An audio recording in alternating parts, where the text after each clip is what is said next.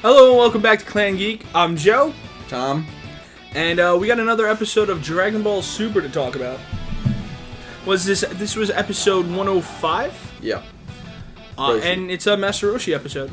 My man Roshi fucked some shit up. He got some shit done. He took out 3 dudes, which is more than we ever expected Roshi to do. A lot more than I expected. I thought he was going to die in there.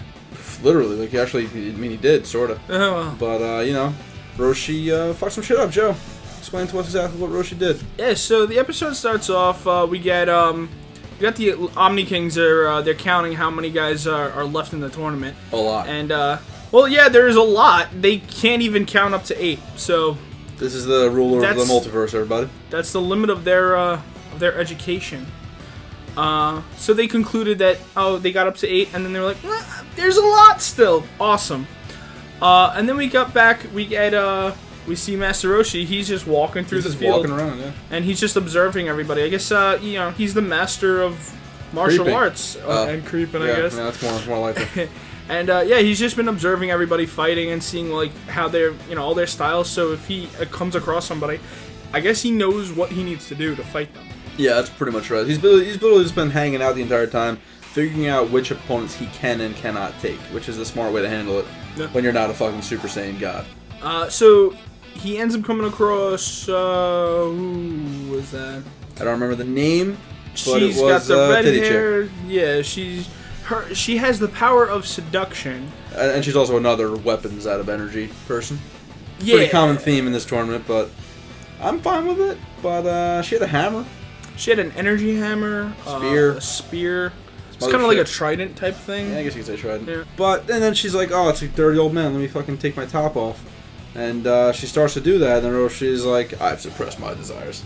And it's like, and then he just jumps in there, all grabby and rapey. It's fucking creepy.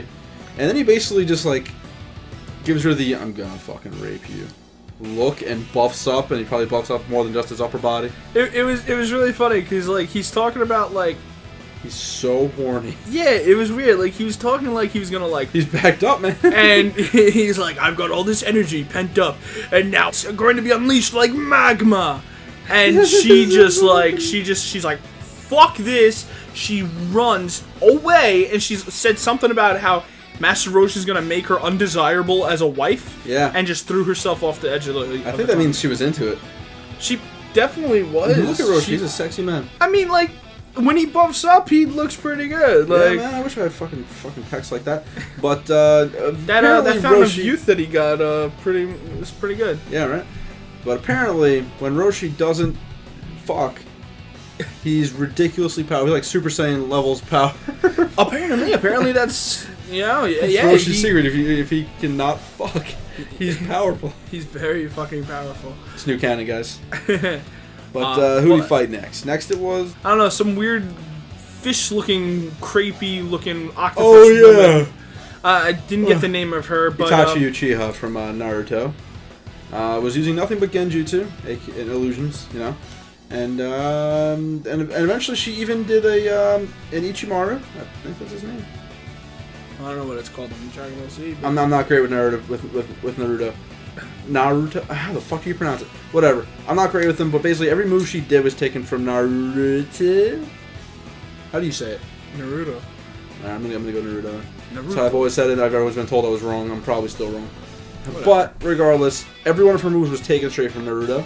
From Itachi, from fucking I'm pretty sure it's Ichimaru, Shadow guy. And but eventually Roshi's like, this bitch could make things complicated. She's a bit weird. My boys don't know how to deal with weird. So he Mafubas her, chucks her off the cliff. Pretty straightforward. And then there's a whole fight because they're like, he used an item, he put her in a bottle. It's an item, and then the Omnigans were like, it's cool, so it stays. With like the fucking death glare. Yeah, it was really freaky looking, but yeah, like, and apparently anything could be allowed as long as you impress the Omni King at this point. As long as it's cool. Bring some Batara earrings, made this a lot easier. Kill somebody, do it in a really cool way, Omni King will allow it. That's literally what it is, apparently. But anyway, so then we move on, and Roshi fights the little spy shit from Universe 4 again. Yeah, Ganos now. Yeah, Ganos, sure. Yeah, he's the spy from early on when... Cock of Universe 4. Yeah.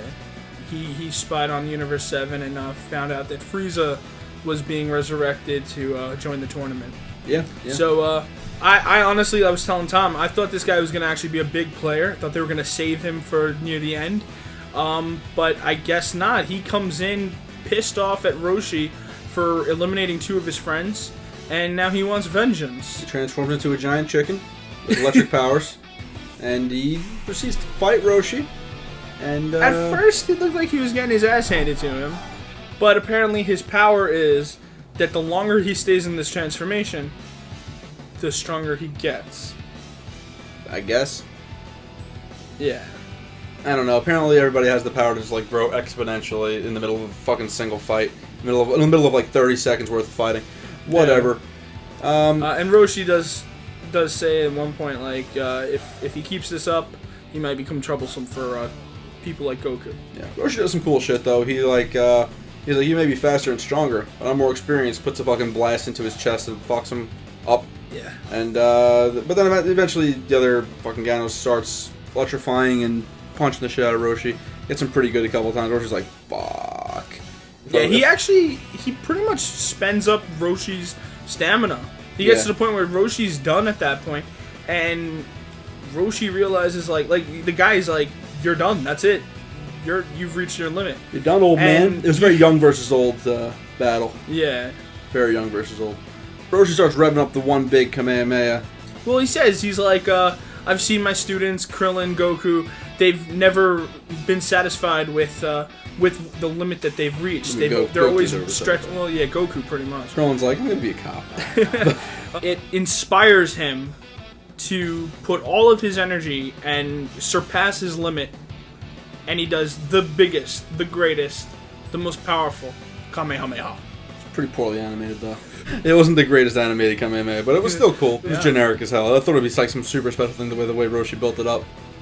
I guess he put all of his power into it because he. Then he just fucking drops. He took out Ganos though. Well, yeah, Ganos is out. Yeah, but he does die for a second because the whole cock tease of Super can't kill people. It's just confirmed. Super cannot kill somebody. It's not gonna happen. Goku just is having trouble with this guy using tentacle rape by, but then he's like, wait a minute, let me just go blue real quick and go save Roshi. Yeah, so then he basically just restarts Roshi's heart, and Roshi's like, thanks, Goku. There were some sexy angels in heaven, but fine. I'll live, I guess. And that's pretty much where we left off, right? That is pretty much how it ended, yeah.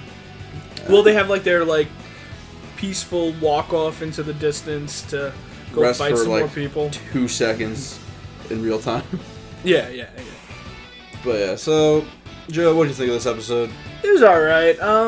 For a filler episode, it wasn't bad. Are you calling it a filler? I mean, I would call it a filler episode.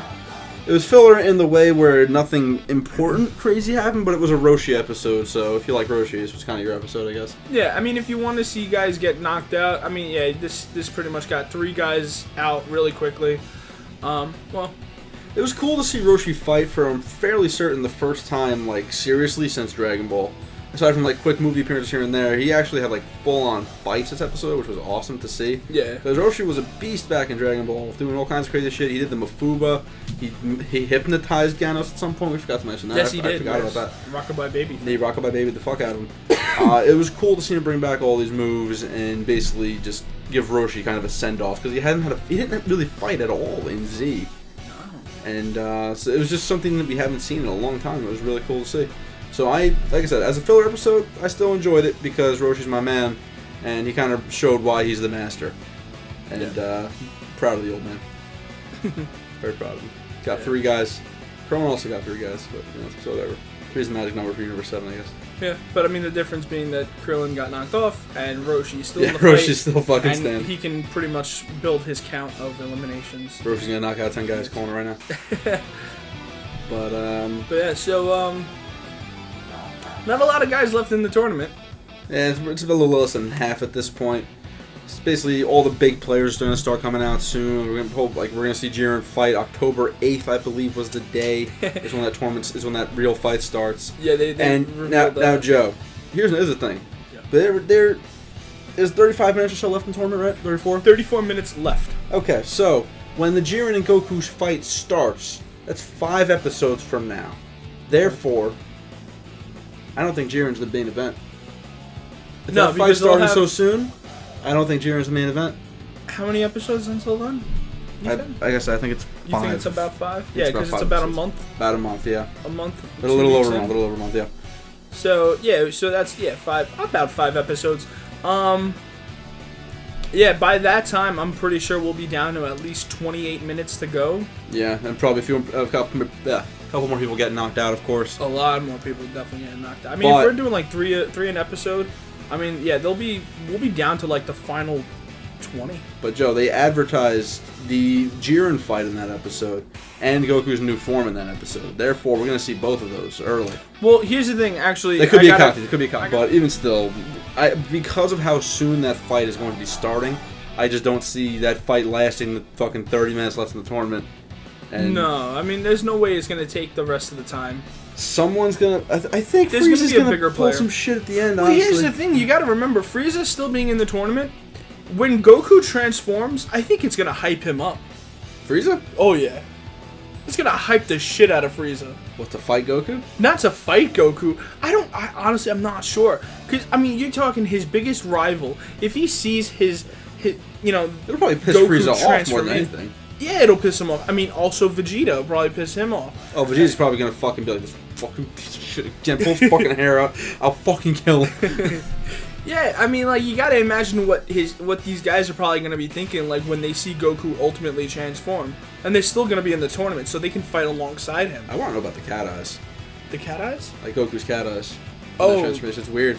I Yeah, wanna know they're if great. I wanna know if there's an explanation for that, for like why his guys look like that. I'm curious. Well, you said the cat eyes, but that makes me think, like, maybe he becomes Beerus level god or some shit. I don't think so. I